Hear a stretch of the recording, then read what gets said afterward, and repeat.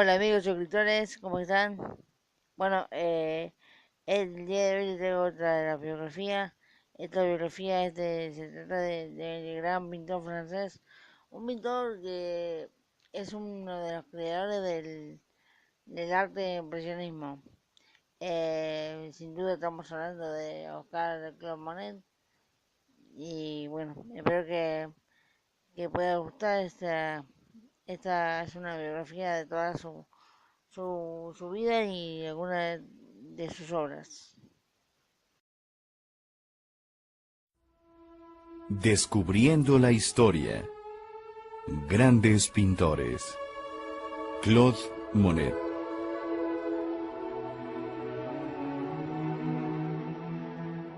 Claude Monet, más que cualquiera de sus contemporáneos del movimiento impresionista, adoptó los efectos cambiantes de la luz como su musa de toda la vida.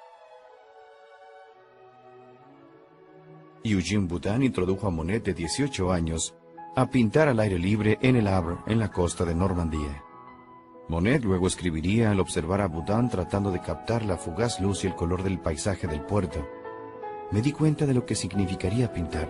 Mi destino es ser pintor. Comenzando así una carrera revolucionaria que duraría 70 productivos años. El contexto histórico y social en el que Monet empezaría su trabajo era restrictivo. Aunque no era inusual que los artistas realizaran bosquejos a lápiz con acuarela al aire libre, los artistas establecidos consideraban estos trabajos como piezas inferiores no terminadas. Los artistas respetables pintaban fundamentalmente en el estudio, en parte porque las pinturas de aceite que se conseguían en esa época no servían para usarse al aire libre. Para la enseñanza de pintura se empleaban estatuas de mármol, y el resultado era un énfasis sobre la forma clásica y los aspectos formales, ideales y perdurables de cualquier tema. La desviación de esta norma era acogida con un rechazo hostil.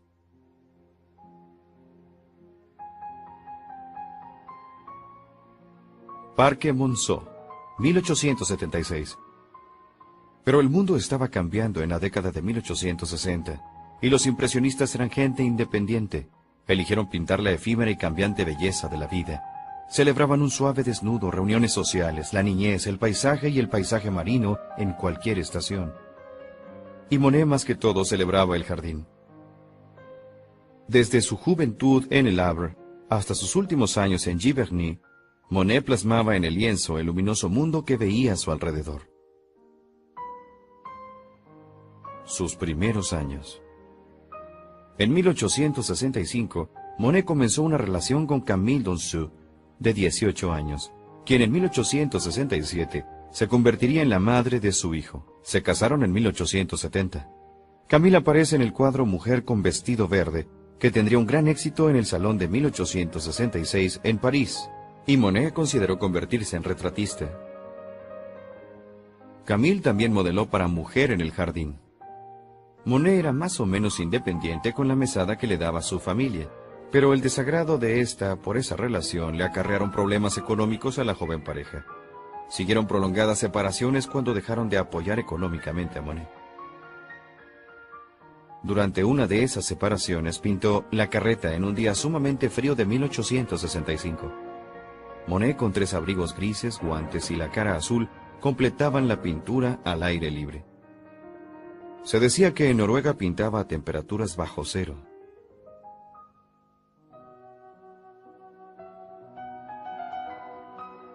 Durante el verano de 1867, Monet pintó en Saint-Andrés. Jean-Marguerite Lacarette, pariente de Monet, aparece en el jardín de su familia. El padre de Monet está sentado en las sillas con vista al mar, en la casa de la familia en Jardín en Saint-Andrés. Miembros de la familia aparecían frecuentemente en estos lienzos, quizá como un esfuerzo para reconciliarse y volver a tener apoyo económico. Mientras el jardín florecía en Saint-Andrés, solos y en extrema pobreza, Camille dio a luz en París. Monet pintó a su recién nacido Jean Monet en su cuna, en 1867. El pequeño Jean también aparece en El almuerzo, pintado en 1868. Y en Jean en su caballo mecánico, de 1872. Monet plasmó a Camille en 1868 a las orillas del Sena. La composición es característica de muchas pinturas futuras. Bajo una gran luminosidad, la figura está armonizada a la perfección con las texturas y colores de la escena. Años después, Monet le aconsejaría a la pintora estadounidense Lila Cabot Perry: cada hoja del árbol es tan importante como los rasgos en la cara de tu modelo. Una vez más, Monet, por la pobreza, se ve en la necesidad de convivir con su familia, lejos de Camille. Rechazado por salones tradicionalistas de París, Monet arregló la exhibición de Magpie y otros trabajos recientes en una galería que pertenecía a Latouche. Con el apoyo de los patrocinadores se mudó con Camille a una casa de campesinos en Saint-Michel, en donde él y Renoir cada uno pintó el balneario. El restaurante flotante estaba entre los excursionistas de fin de semana. Renoir se concentró en la figura humana, mientras Monet en la Ranouillère y bañistas en Bougival. Enfatizó la luz y la atmósfera. La proximidad de los árboles apiñados unos frente a otros producen un estudio alternando bloques en oscuro, atravesados con parches de luz de sol que deslumbra. El pincel de Monet captura el carácter de distintas formas. Largas y cortadas pinceladas delinean los botes, trazos cortos y horizontales definen el suelo, y toques abruptos definen las flores y el follaje. En 1870, los Monet, que se acababan de casar en junio, pasaron el verano en Trouville, donde Monet pintó Hôtel des Roches Noires. Aunque el mar no está representado, es una presencia dominante en esta pintura, con las banderas ondeando en el aire la inconfundible luminosidad.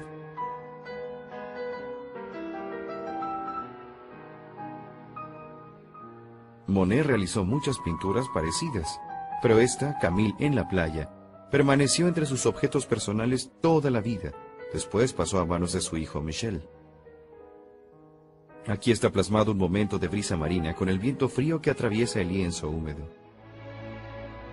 Camille eclipsa el día incierto, el cielo nublado y la playa casi vacía. En el otoño, Monet viajó a Inglaterra para evitar el caos que se avecinaba por el estallido de la guerra franco-prusiana. Su fiel amigo Boudin cuidó de Camille y del bebé en Trouville. Camille, leyendo, lo pintó mientras hacía los arreglos para cruzar el canal. Con la ayuda de Dugan-Ruel, la familia vivió cómodamente, y Monet quedó encantado con Inglaterra, donde regresaría por lo menos 7 veces durante su vida, y produciendo más de 100 lienzos en ese país. Botes en el Támesis, Londres, y el Támesis bajo Westminster fueron pintados durante su primera visita en 1871.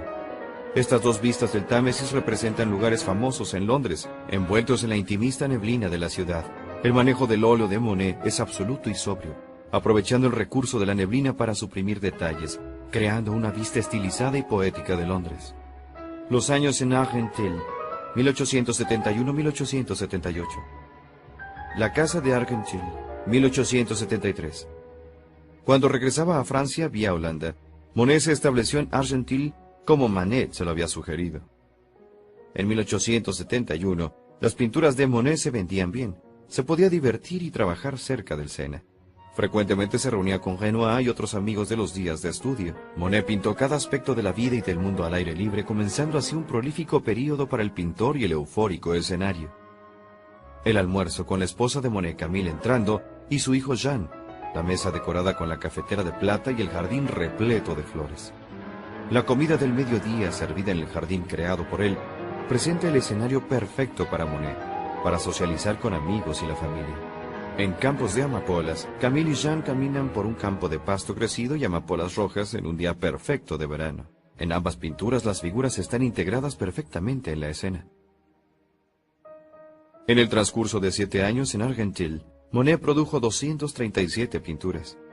Sus paisajes de este periodo ejemplifican el impresionismo en su mejor momento. Su interés en los jardines alcanzaría su máxima expresión en la madurez, en Giverny. Verano en la pradera, pintado en 1874, propone a la joven, seguramente Camille, no como individuo, sino como parte del momento fugaz.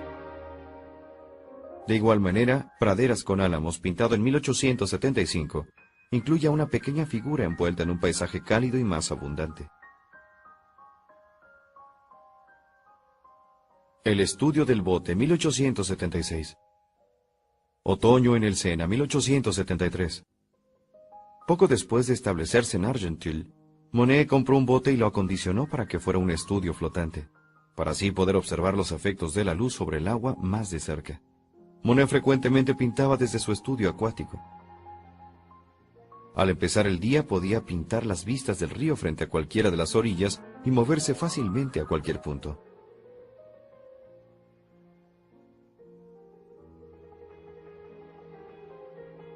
Botes en el Sena con su llamativo contraste de colores. Veleros en Argenteuil captura la luz dorada y el agua congelada de la mañana.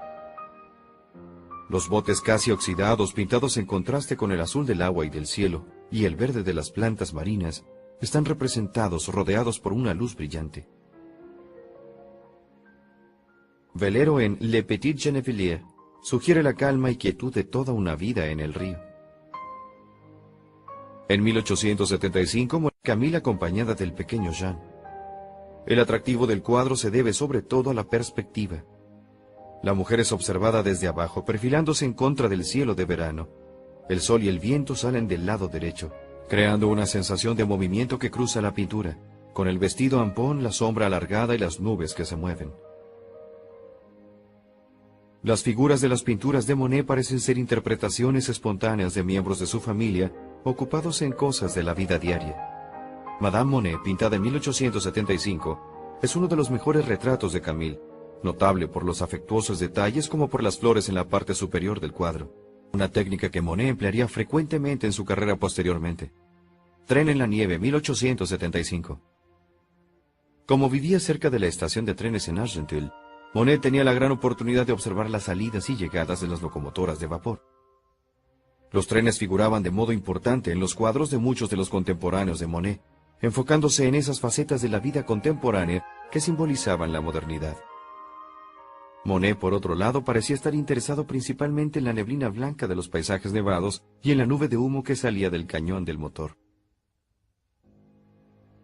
En 1877, Monet comenzó lo que se convertiría en una ambiciosa serie de pinturas de la estación de Saint-Lazare en París. Uno de los sellos distintivos del Segundo Imperio fue la construcción de un extenso sistema francés de ferrocarriles centralizados, teniendo a París como centro. Como símbolo de energía y libertad, el ferrocarril se convirtió en el centro de atención de Manet, Monet, Caillebotte y otros. Llegada del tren de Normandía, estación de Saint-Lazare, 1877. Vías en la estación de Saint-Lazare, 1877. Monet tenía permiso para pintar dentro de la estación. 7 de las pinturas que realizó estaban en la lista de una de las primeras exhibiciones impresionistas. Hugh Leroux recuerda a Monet con su caballete encima de un montón de cascajo. Cuando llegaban los trabajadores de la estación, escribió Leroux, se sentaba ahí pacientemente como un cazador, con el pincel listo, esperando el momento para poder pintar en el lienzo. Así es como siempre trabaja. Las nubes aquí no son menos importantes que las locomotoras. Los 12 lienzos con su poderosa representación de humo y vapor fueron un éxito inmediato y fueron comprados por Ernest Rochard, Caillebotte y el Dr. de Belliot. A pesar de esto, los gastos llegaban más rápido que los ingresos, y con un serio retraso en el alquiler, en enero de 1878, Monet y su familia se mudaron de Argenteuil a París. Rue Montorgueil, 1878. La Rue Montorgueil conmemora con banderas y calles adornadas la exhibición internacional el 30 de junio de 1876. Monet, siempre susceptible al estado de ánimo nacional, se colocó en el balcón de su vecindario de la clase trabajadora de Les Halles para captar la actividad mientras los parisinos celebraban el resurgimiento de Francia después de la derrota de 1870. Parisinos en el Parque Monceau, 1878. Monet pintó este cuadro durante los pocos meses que vivió en París, antes de mudarse a Véthel. Los personajes que disfrutan de un descanso bajo la sombra en un día soleado en el Parque Monceau son secundarias a los altísimos árboles, las figuras formadas por las ramas en el césped y el camino. Los pavos, 1876. Los últimos años de la década de los 70 fueron difíciles para Monet económica y personalmente, pero nunca dejó de pintar. Monet siempre tenía un departamento en París. Los biógrafos sugieren que Alice Hochaté, la esposa de su fiel coleccionista, pudo haber adquirido una especial importancia en la vida de Monet desde 1876. Manzanas y uvas. Naturaleza muerta. Para complicar las cosas, Camille, que estaba embarazada por segunda vez, estaba muy enferma del útero. Dio a luz a Michel en marzo de 1878, pero su salud se siguió deteriorando. Mientras tanto, Ernest Hochaté se declaró en bancarrota y su esposa Alice dio a luz en agosto de 1877 a Jean-Pierre Hochaté, que muchos creían era hijo de Monet. En pésima situación económica, las dos familias, excepto Ernest Hochaté, quien permaneció en París, se mudaron juntos a Béthune en octubre de 1878. En septiembre de 1879, Camille Monet murió a la edad de 32 años. Para poder ganar lo suficiente para sus dos familias, Monet pintó cuadros de naturaleza muerta que se vendían más fácilmente que sus paisajes. Puesta de sol en el Sena en invierno, 1880. El invierno de 1880 fue tan severo que el Sena se congeló y el hielo tenía 1 metro de espesor. Cuando el hielo comenzó a derretirse se podía ver una ferocidad glacial. Monet trabajó sin descanso para capturar el poder y el drama de este acontecimiento en una serie de pinturas.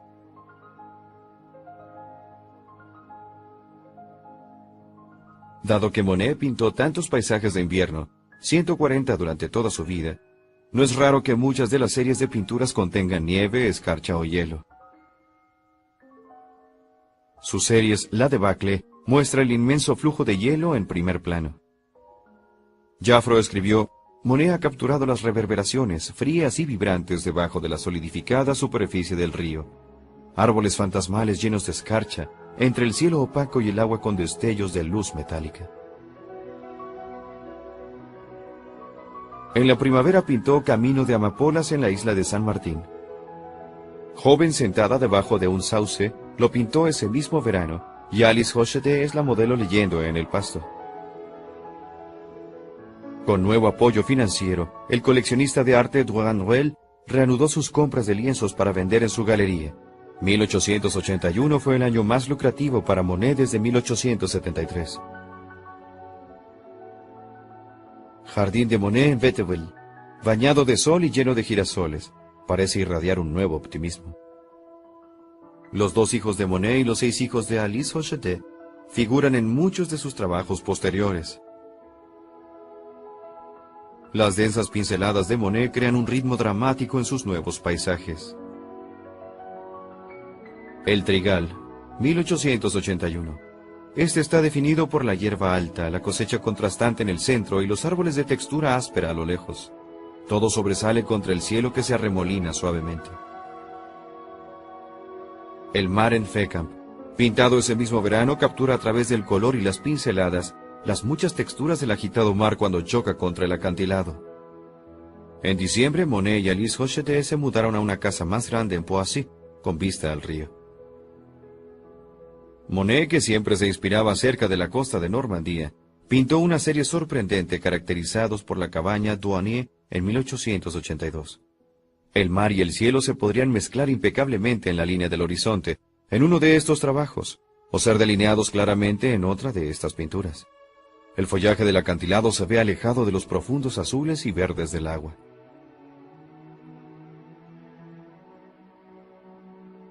En junio, Monet había rentado una cabaña para su familia en Port-Gaulle, a donde llegó Renoir para poder pintar al aire libre en el verano.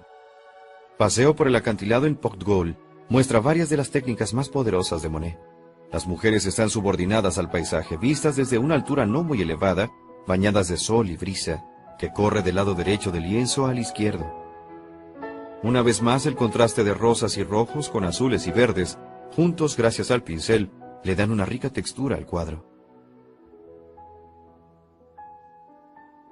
Playa y acantilados en Etretat, 1883. Manport, en Etretat, 1883. La playa y el arco al oriente, 1885. Monet trabajó sin descanso en 1883 para preparar una exhibición en la galería de Douane-Ruel. Se concentró en los espectaculares acantilados de Étretat y en la costa de Normandía para que fueran sus temas. El arco, al que solo se puede acceder escalando un acantilado muy pronunciado al bajar la marea, lo fascinaba particularmente, por lo que muchos años lo siguió pintando. En las pinturas de Monet el acantilado sale del agua. Por un lado le da la sombra y por el otro le da la brillante luz del sol, que también se refleja alrededor de los pequeños botes. Monet se enfoca en la luz que se refleja de la superficie del agua que cambia constantemente y de las sólidas rocas escarpadas. La exhibición de Monet en París, quien para entonces ya había capturado la atención de la prensa, fue muy aclamada. Botes en invierno, 1885. La aguja en Étretat, 1885. Manport, Étretat, 1885. Lluvia de Étretat, 1886. Durante un día como este en Étretat, Monet conoció al escritor Guy de Maupassant, quien después escribiría: en ocasiones acompañaba yo a Monet en búsqueda del impresionismo. Dejó de ser un pintor para convertirse en un cazador. Trabajaba acompañado de... acompañaba yo a Monet en búsqueda del impresionismo. Dejó de ser un pintor para convertirse en un cazador. Trabajaba acompañado de niños que cargaban 5 o 6 lienzos, representando el mismo tema a diferentes horas del día y con diferentes efectos. Colocaba un lienzo y lo iba modificando de acuerdo con los cambios que había en el cielo. Recostado frente a su tema, en espera de la luz y las sombras, capturando en unas cuantas pinceladas un rayo que caía o alguna nube que pasaba, y rápidamente los plasmaba en el lienzo. Asimismo lo he visto capturando los brillantes rayos de luz en el blanco acantilado. Acomodándolos con un rocío de tonos amarillos que representan el efecto de esta, brillante e intangible. En otra ocasión en el mar con las manos recibió agua de lluvia y literalmente la arrojó al lienzo.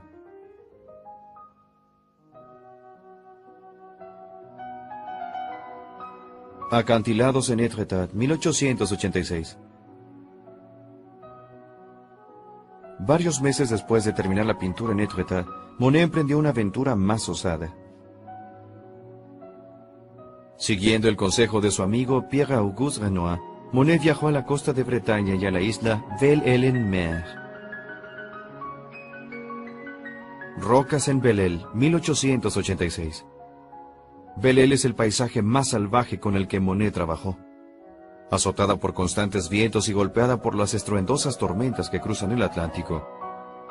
La isla era árdida, con increíbles formaciones rocosas saliendo del arremolinado oleaje. Monet le escribió a Alice: es siniestro, diabólico, pero espléndido. Tormenta en Belle-Île, 1886. Para ser fiel al paisaje, Monet usó azules y verdes vivos, acentuando las formaciones rocosas con unos toques de rojo. Un crítico escribió al ver la pintura en una exhibición: uno tiene que admirar estos febriles lienzos a pesar de su intenso color y áspera textura. Tienen un sentimiento por la grandeza de la naturaleza. Giverny, Los mejores años, de 1883 a 1926. En la primavera de 1883, Monet y su familia se mudaron a una casa más grande con un terreno de 96 acres en Giverny. Situada en la carretera principal que va de este a oeste, la casa está orientada hacia el sur, con un terreno ligeramente en declive con un invernadero cerca del Sena. A lo lejos, una cordillera enmarca el paisaje. Pradera con almiares cerca de Giverny, pintado en 1885, es el comienzo de una serie de pinturas con almiares y álamos que Monet produciría una década después. En el transcurso del día, mientras el sol va cambiando visto desde la casa de Monet, el paisaje recibe la luz solar del fondo, del lado sur. Establecido en Giverny, Monet continuó con sus viajes y pintando en muchos lugares. En la primavera de 1884 produjo 3 docenas de lienzos del puerto mediterráneo, Bordiguera. Los impresionistas estadounidenses viajaban a estudiar Giverny. Entre ellos estaban John Singer Sargent, quien en 1887 pintó Claude Monet pintando a orillas de un bosque. Los visitantes estadounidenses eran en ocasiones agradables, pero en otras entrometidos, y algunos estaban tan atraídos por las encantadoras jóvenes Hochet como por el maestro. Las hijas adoptivas de Monet, además de ser una compañía importante para él, eran sus modelos. Blanche Monet pintando muestra a Blanche frente al caballete, mientras su hermana Suzanne lee en el pasto, en 1887. Blanche se casó con Jean, el hijo mayor de Monet, y cuidó de Claude Monet por más de una década cuando él envejecía. Suzanne, la más pequeña de las jóvenes Hocheté, aparece en Joven con sombrilla, un cuadro terminado en 1886, y que permaneció entre las posesiones de Monet hasta su muerte. Suzanne se casó con el pintor estadounidense Theodore Butler. Después de su muerte a los 31 años, Butler se casó con su hermana Martha Hocheté. Bote en Giverny, pintado en 1887, muestra a Blanche, Suzanne y Germaine Hocheté pescando en un bote de remos en el río Epte. Aquí Monet trabaja en algo que, en sus propias palabras, es casi imposible. Las algas en el agua moviéndose bajo la superficie. Verlo es maravilloso, pero el deseo de plasmarlo es enloquecedor.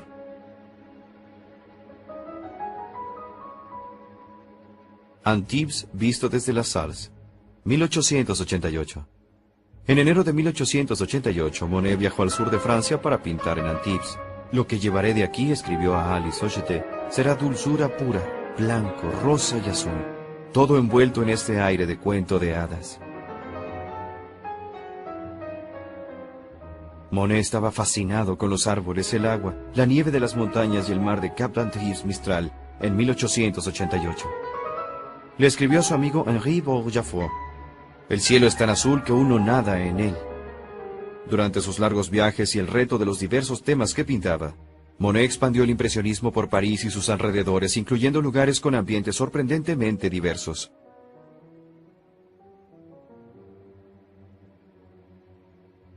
En 1888, tal vez influenciado por Seurat y los puntillistas, o tal vez para probar la superioridad del impresionismo, Monet pintó Recodo en el río Epte, cerca de Giverny. En él captura la luz centelleante de los álamos, las hojas agitadas por el viento. Las pinceladas cortas y diagonales de múltiples colores le dan al cuadro un motivo rítmico.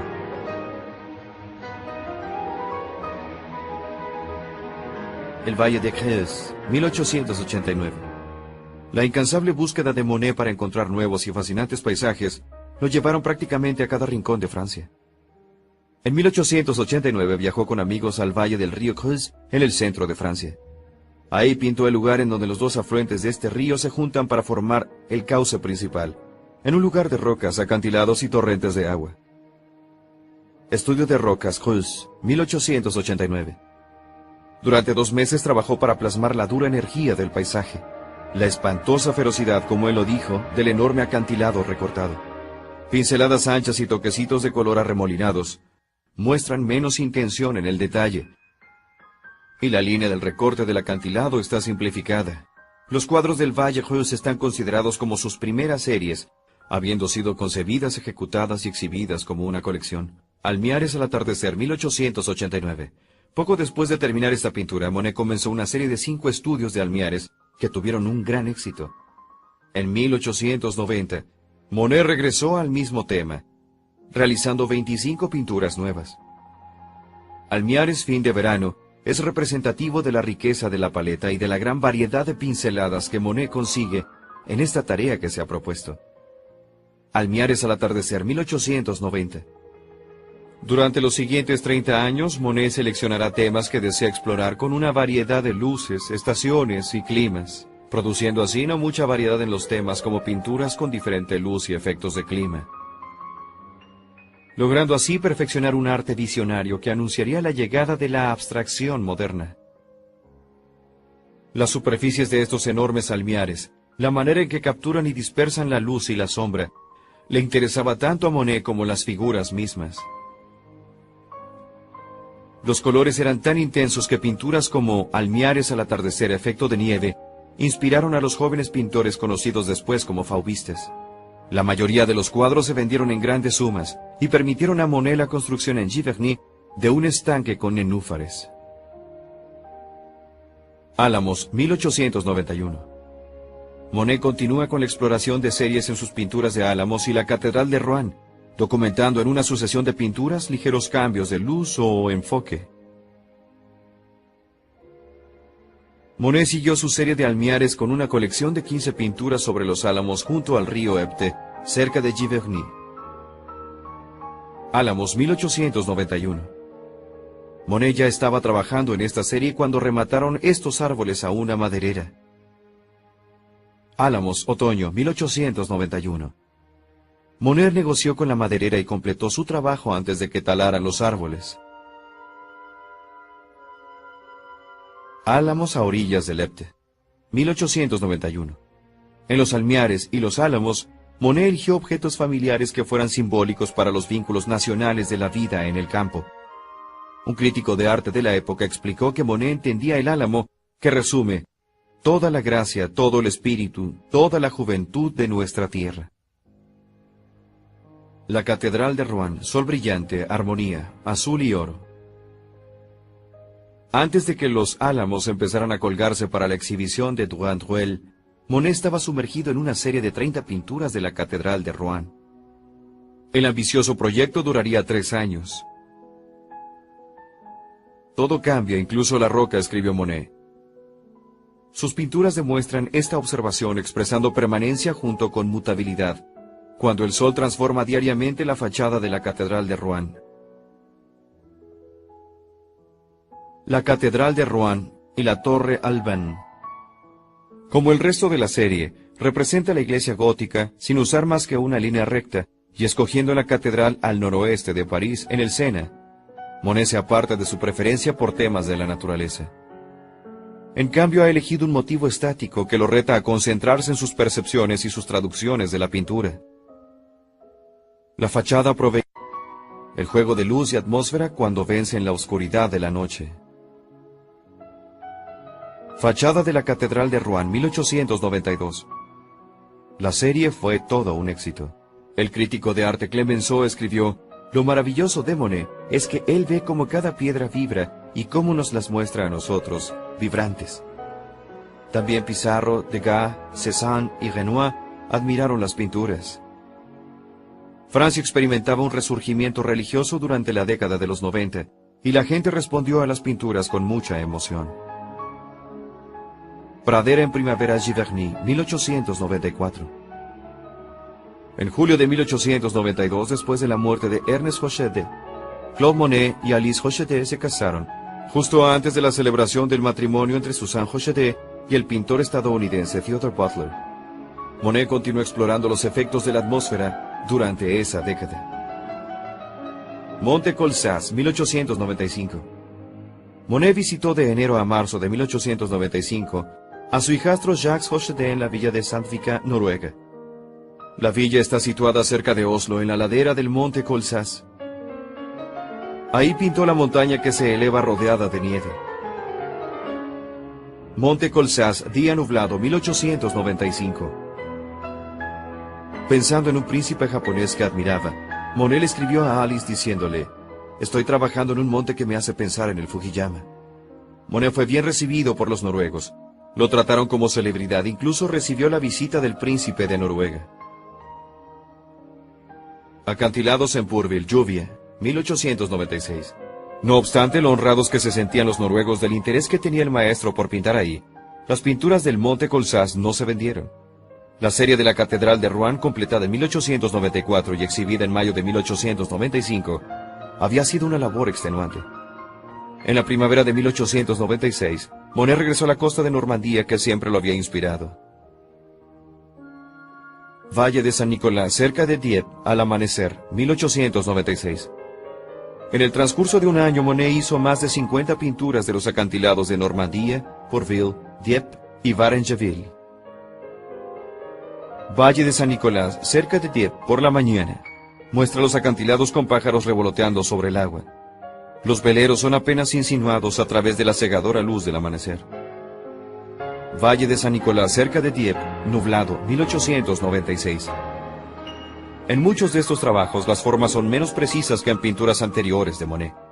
Las orillas de los acantilados son más suaves y están trazados con los mismos rosas y morados que el cielo y el agua. La atmósfera envuelve todo el lienzo. Acantilados en Pourville, amanecer, 1897.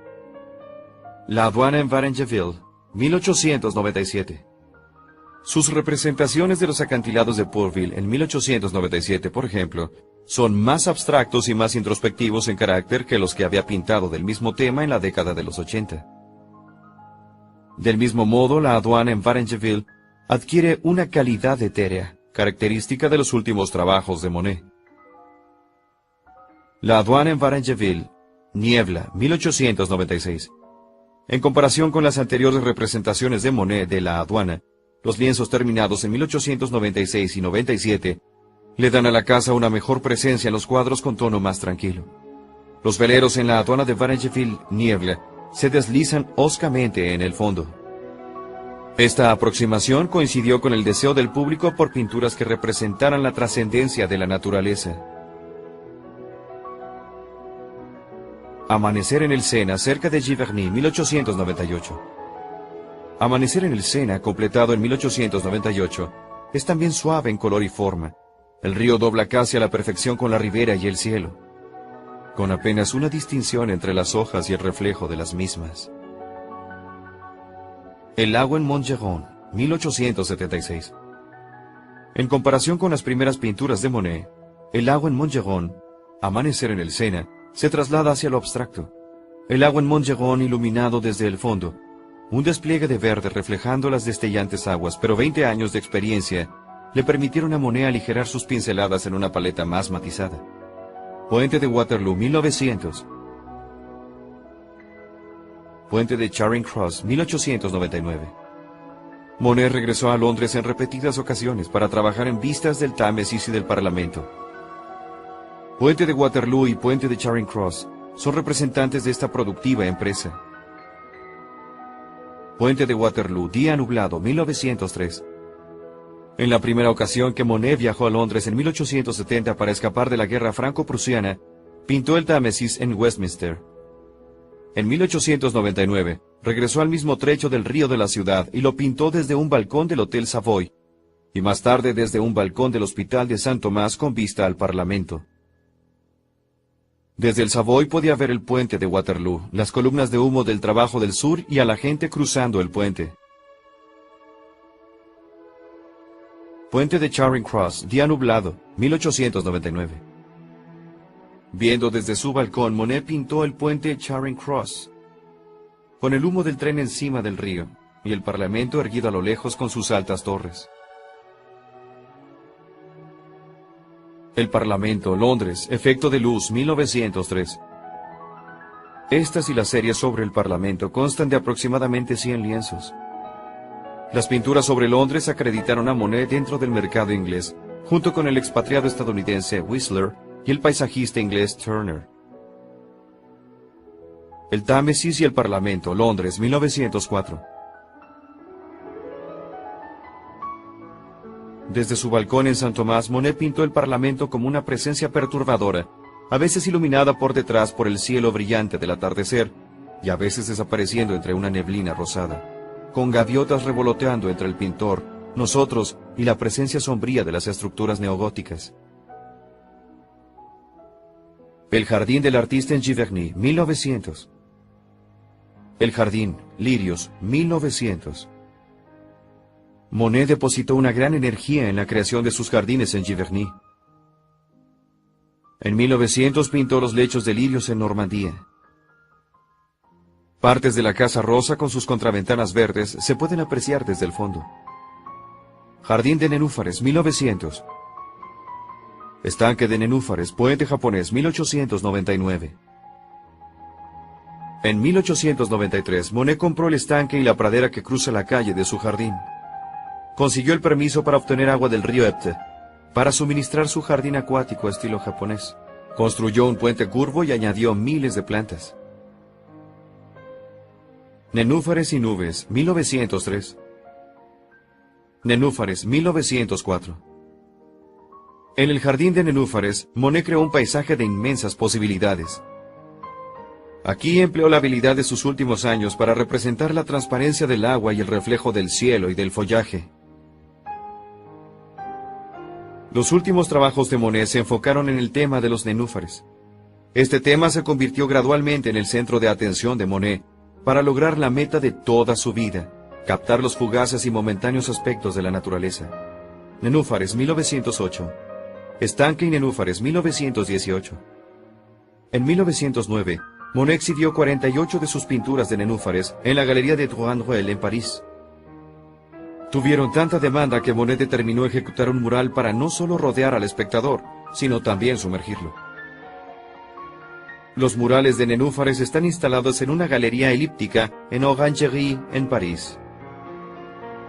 En estos grandes paneles, como en los pequeños, los estudios más íntimos y el tema tienden a desaparecer, dando lugar así a la modulación del color. En las pinturas de nenúfares, la ausencia de toda referencia con el perímetro del estanque, las pinceladas arremolinadas y los bordes de los lienzos sin terminar, reafirman la afiliación de Monet al arte moderno. La variación de un mismo tema en los magníficos murales de nenúfares fueron su mayor logro. En todo esto es el cambio de luz y de sombra más que el paisaje mismo, los que son los temas. Los temas son secundarios, afirmó Monet. Lo que yo quiero reproducir es lo que está entre el tema y yo. Autorretrato, 1915.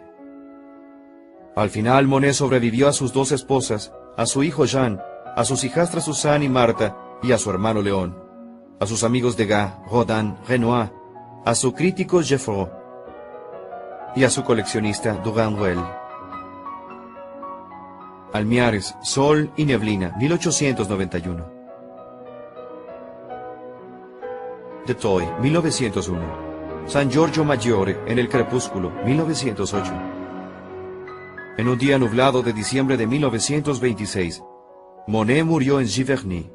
Clemenceau estaba a su lado. El impacto que su obra tuvo en el arte difícilmente puede ser superado. Mira las pinturas de Monet, escribió Geffroy, y tendrás ante ti la aurora, la claridad del mediodía y el anochecer. Bueno, mis amigos, espero que les haya gustado este video. Por suerte hoy pude grabar con un buen sonido. He creado mi propio micrófono casero porque comprar uno es demasiado carísimo. Por eso he creado mi propio micrófono casero que se escucha perfectamente. Bueno, tengo saludos para algunos suscriptores.